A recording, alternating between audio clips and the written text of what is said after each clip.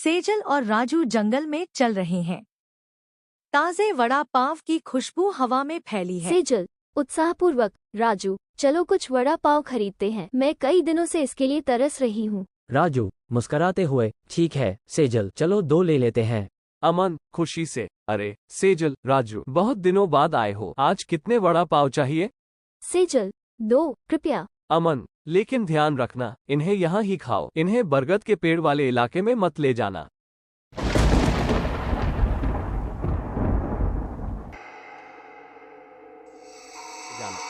राजू जिज्ञासापूर्वक, क्यों? अमन गंभीरता से, क्या तुमने नहीं सुना? कहते हैं कि वहाँ एक चुड़ैल रहती है, उसे वड़ा पाव बहुत पसंद है, जो भी वहाँ वड़ा पाव खाता है वो कभी वापस नहीं आता। सेजल हंसते हुए, अरे भैया ये तो बस हमें डराने के लिए कहानियाँ हैं। अमन ये मजाक नहीं है सेजल, कई गांव वाले गायब हो चुके हैं। राजू चलो यहीं खा लेते हैं सेजल, कोई जोखिम लेने की जरूरत नहीं है। वे पास के एक बेंच पर बैठते हैं और अपने वड़ा पाव खाने लगते हैं। उस शाम के बाद में सेजल और राजू घर लौट रहे हैं। वे पुरानी हवेली के पास से गुजरते हैं। सेजल मजाक करते हुए, राजू क्या तुम वाकई में उस चुड़ैल की कहानी पर विश्वास करते हो? राजू नर्वस होकर, मुझे नहीं पता सेजल, सुरक्षित रहना बेहतर है। अचानक एक ठंडी हवा चलती है। उन्हें हल्की हंसी सुनाई देती है। सेजल फुसफुसाते हुए, क्या तुमने ये सुना? राजू हाँ, चलो जल्दी चलते हैं। वे तेजी से चलने लगते हैं, लेकिन हंसी तेज होती जाती है। बरगद के पेड़ के नीचे एक आकृति दिखाई देती है। चुड़ैल, मजाक करते हुए इतनी जल्दी जा रहे हो? क्या तुम मेरे साथ अपना वड़ा पाव नहीं बांटना चाहोगे? सेजल डरते हुए, तुम कौन हो? चुड़ैल हंसते हुए, मैं वही चुड़ैल हूँ जिसे वड़ा पाव बहुत पसंद है, और अब तुम इस जगह को कभी नहीं छोड़ पाओगे। सेजल और राजू घर की तरफ दौड़ते हुए आते हैं, हाफते और डरे हुए। दादी चिंतित होकर, क्या हुआ बच्चों, तुम इतने डरे हुए क्यों हो?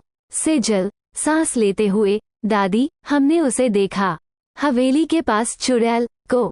दादी गंभीर होकर, मुझे डर था कि ये दिन आएगा, वह सालों से हमारे गांव को परेशान कर रही है।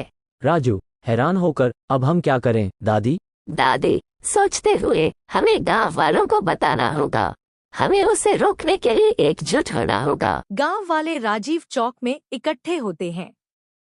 माहौल तनावपूर्ण है।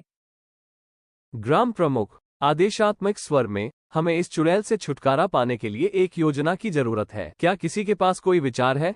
सेजल संकोच से, मैंने कहीं पढ़ा था कि चुड़ैल को केरोसिन से फंसाया जा सकता है, हम उसे जला सकते हैं। नरेश सिर हिलाते हुए, हाँ चलो कोशिश करते हैं, ये प्रयास करने योग्य है।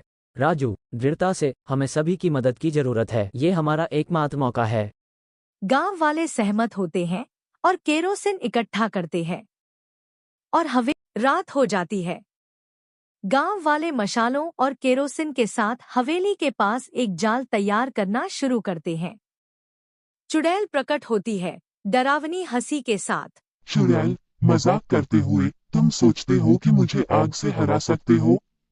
ग्राम प्रमुख चिल्लाते हुए, अब गांव वाले चुड़ैल पर केरोसिन फेंकते हैं और उसे आग लगा देते हैं। वह चीखती और तड़पती है, लेकिन आग बुझ जाती है और वह बिना किसी नुकसान के खड़ी होती है। चुड़ैल हंसते हुए, तुम मूर्ख हो, मुझे इतनी आसानी से नहीं मार सकते। सेजल निराश होकर, अब क्या करें? गांव वाले निराश होकर घर चले जाते हैं और अगली रात भगवान श्री कृष्ण जी से प्रार्थना करने लगते हैं। गांव वाले एक स्वर में, हे भगवान कृष्ण, कृपया हमारी मदद करें। अचानक एक उज्जवल प्रकाश प्रकट होता है और भगवान कृष्ण जी उनके सामने प्रकट हो जाते हैं। कृष्ण शांत स्वर में, डरो मत मेरे बच्चों, मैं तुम्हारी मदद करने आया हूँ। चुड़ैल मुझे नहीं रोक सकते। भगवान कृष्ण मुस्कराते हुए देखते हैं। भगवान कृष्ण जी अपने हाथ उठाते हैं और एक दिव्य ऊर्जा चुड़ैल को घेर लेती है। वह चीखती है क्योंकि ऊर्जा उसे नष्ट कर देती है और वह प्रकाश में गायब हो जाती है। भगवान कृष्ण कोमलता से हमेशा विश्वास रखो और याद रखो, अच्छाई हमेशा बुराई पर विजय पाती है। गांव वाले धन्यवाद भगवान कृष्ण जी, आपने हमें बचा लिया।